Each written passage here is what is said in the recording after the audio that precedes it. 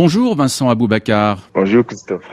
Vous préférez terminer meilleur buteur de la CAN ou champion d'Afrique? Champion d'Afrique. Sans hésitation. Exactement. Alors vous avez fait des débuts tonitruants dans cette CAN avec 6 buts en 4 matchs. Est-ce que c'était, on peut dire, même au-delà de vos propres espérances? Bon, moi je pense que chaque compétition, vu aussi la CAN 2017 qu'on avait joué, je n'avais pas eu beaucoup de temps de jeu, mais au final j'ai montré de quoi j'étais capable. Vu la carrière que moi j'ai fait, les équipes que j'ai jouées et ce que j'ai fourni en tant que joueur, je pense que ce que je fais, ça ne c'est pas du hasard. Donc je pense que c'est une continuité de tout ce que je fais.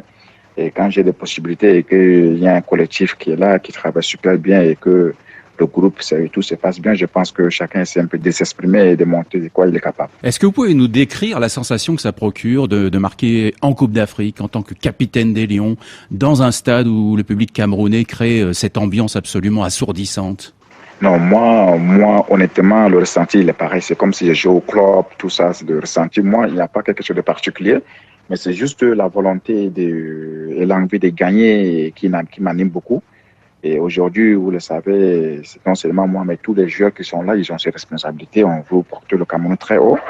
Et c'est notre souhait. Et je pense que pour l'instant, on a quand même une bonne base de le faire. Avec Toko Ekambi, en tout cas, une chose est sûre, vous êtes complémentaires. Vous avez marqué absolument tous les buts de votre équipe à vous deux. Ouais. Vous avez vu ça. Vous avez vu ça, on est complémentaires. Et le plus important, moi, comme je vous ai dit, c'est la victoire. Il faut qu'on essaie un peu d'hisser le Cameroun au sommet. En 2017, on vous situait très précisément, Vincent. Vous étiez sous le maillot de Porto, puis de Besiktas, on vous voyait en Coupe d'Europe. Cette fois, c'était un peu différent parce que vous êtes parti dans le golf et franchement, on savait pas trop à quoi s'attendre. Et vous avez démontré tout de suite que vous étiez très en forme. Comment avez-vous préparé cette CAN? Je pense qu'un bon joueur, c'est toujours un bon joueur. C'est juste qu'il ne faut pas accepter que le doute vient t'envahir et que tu commences à douter de tes qualités. Donc, quand tu es bon joueur, peu importe là où tu vas jouer, et moi, je suis parti au pays de golf et c'était pas du tout évident pour moi. Et là, il y a une CAN où on a la confiance du coach et le coach nous donne, il fait beaucoup confiance et que tout se passe bien. Donc, moi, je pense que la seule manière de récompenser tous ceux qui me font confiance, donc je pense que c'est en étant performant. Si vous gagnez la CAN cette année, après votre titre en 2017, vous feriez partie du club de ces joueurs pas si nombreux, avoir réussi le doublé, comme Roger Mila en 84 et 88, comme Boma et Eto'o en 2000 et 2002. Est-ce que vous êtes sensible à ça? Non, moi je pense que non seulement la CAN, mais un footballeur, il faut marquer les esprits. Quand tu passes quelque part, il faut que les gens sachent que non, il y a un joueur qui est passé ici, il a laissé beaucoup de positivité. Donc, moi, dans ma vie, tous les clubs que j'ai reçus, je suis passé là-bas. À part Valenciennes où j'ai eu un début un peu plus ou moins un peu compliqué parce que les gens voulaient faire ce qu'ils voulaient faire, mais au final, tous les clubs que je suis passé, ils vont vous dire que du positif sur moi. Donc moi, je suis pas quelque part, je fais partie des éléments clés pour la réussite. Donc moi, je suis là, j'essaie un peu de tirer mes coéquipiers et de monter la voie où il faut partir. Donc je suis comme ça de nature. Alors Cameroun-Égypte, c'est toute une histoire. Parfois elle est heureuse, parfois elle est malheureuse pour les Camerounais. Quel est pour vous le souvenir le plus fort? En tant qu'enfant, je n'ai pas eu peut-être des souvenirs quand même pas fort, mais aujourd'hui, nous sommes sur le plan de réaliser quelque chose.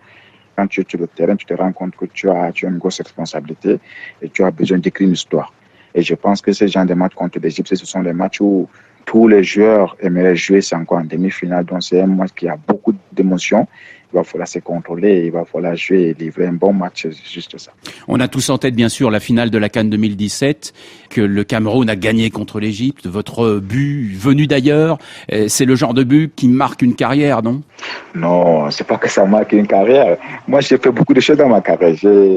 J'ai vécu des bons moments à Porto, j'ai vécu des bons moments à Lorient, j'ai vécu des bons moments ici en 2010, en 2014, j'avais l'équipe nationale du Cameroun. J'ai vécu des super bons moments.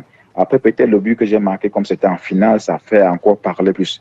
Mais les moments, j'ai vécu tellement de bons moments et je pense que pour un joueur avec des qualités que quelqu'un a aujourd'hui, quelqu'un a de nature, je pense qu'à un moment, ces qualités, ces talents vont surgir. Et ces jours, moi, j'avais bien dit que moi, j'allais marquer en finale. Donc, c'était pas le hasard, c'était bien écrit et il fallait seulement le moment pour que quelqu'un puisse concrétiser cela. Ce jour-là, Salah avait fait une belle finale, Mo Salah, mais il avait perdu.